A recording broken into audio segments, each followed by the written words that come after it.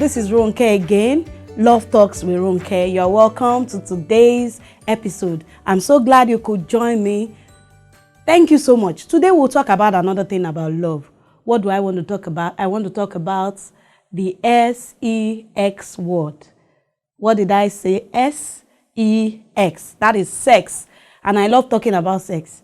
Well, not because I'm bad, but because what I do actually will always link back to sex. You know, when you counsel people, you talk to young people, everything is about sex. You talk to married people, still the same issue. So it's something I believe we should bring out of the box and talk about. And today I'll be talking to the singles mainly, people who are not yet married. I believe another time maybe I'll talk to the married about sex. But today I'll be talking to the singles. What do I want to say? I've realized that many people believe sex will help them retain a guy. You know, some people will tell you, oh, if you don't give him sex, it's either he gets it from somewhere else or he doesn't continue with it. So if I want to keep my relationship, I should give him sex, which I believe is very, very crazy. Why do I say so? If you don't have value for your goods, why do you give it out? It is the highest level of stupidity. Okay, somebody wants to buy something from you, has not brought money yet, didn't bring a check, didn't bring anything. And the person says, I promise you I will pay you. Just sleep with me. Does it make sense?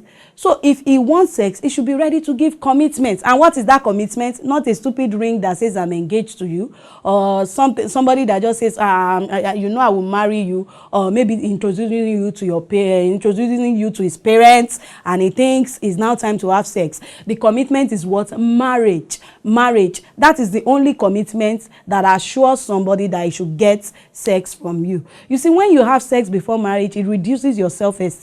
I don't really know how it works, but I've seen people that have been in that shoes and they feel so low, they feel so, you know, unworthy. Why? Because they have given their pearls to swine. And that is what the Bible says. It says you shouldn't give your pearls to swine. How do I have beautiful things and I will just give it to a pig?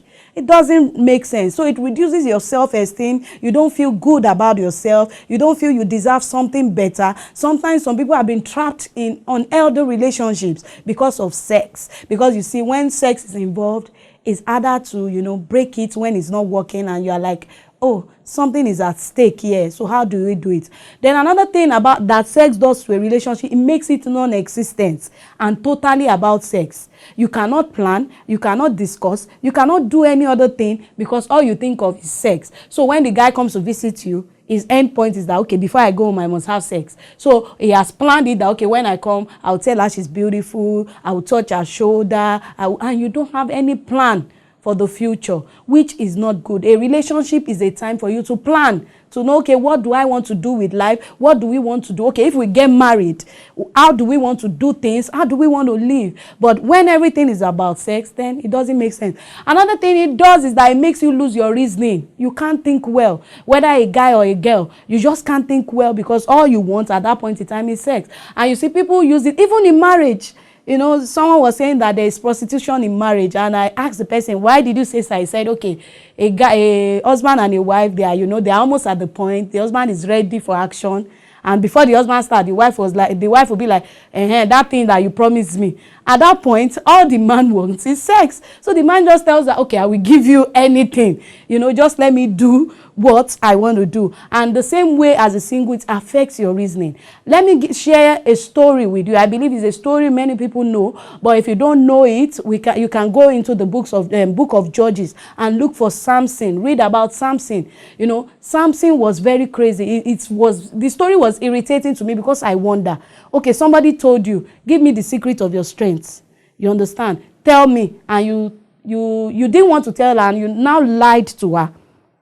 And she used it against you. You know, the Philistines came upon you. You saw them. And the second time, the person asks you again. You know, that should already prove to you that this person doesn't want the best for me. What she actually wants is to get people to overpower me. You understand? But the fact that Delilah has, you know, blocked his brain with sex, he couldn't even reason well. And you know, she will start moping, start crying. In fact, I can imagine maybe at the point when he wanted to gain entry through sex, Delilah would just tell him that, what you promised me, you have not given me. If you don't give me, then there's no show. And Samson will say, okay, Okay, so that they can be sure the secret is in my hair. If they cut my hair, you know, this and this will happen, and they cut his hair and he lost his life just because of that thing. So why am I talking to you? I'm talking to you from my heart.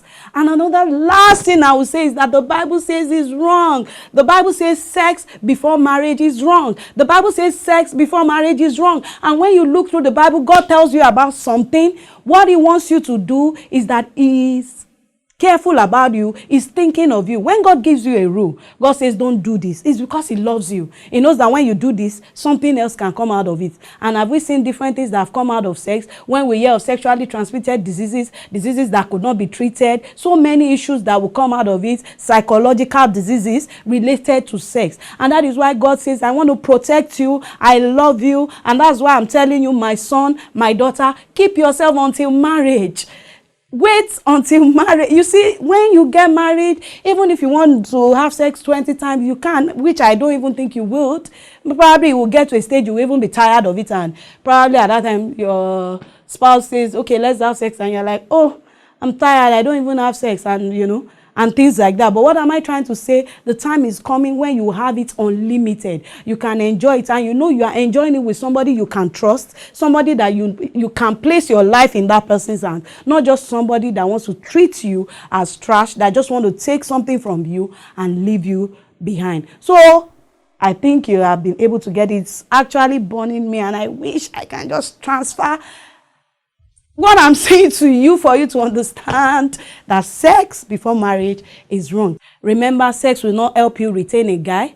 Then you should have value for what God has given you. Don't give your pearls to swine. If the person wants sex from you, let the person give you commitment. Another thing, sex reduces your self-esteem. Remember, we talked about self-esteem. If you want to raise up your self-esteem, don't involve in sex before marriage. It also makes the relationship non-existent. You won't enjoy the relationship. You won't gain something good from it except sex. It makes you lose your reasoning. Remember Samson and Delilah. And lastly, God said is wrong. It is not right because he loves you. Until we see another time, keep living right, keep loving right. Remember, subscribe to my channel, Love Talks with Ronke, and you get every video that I upload. I love you. Bye-bye.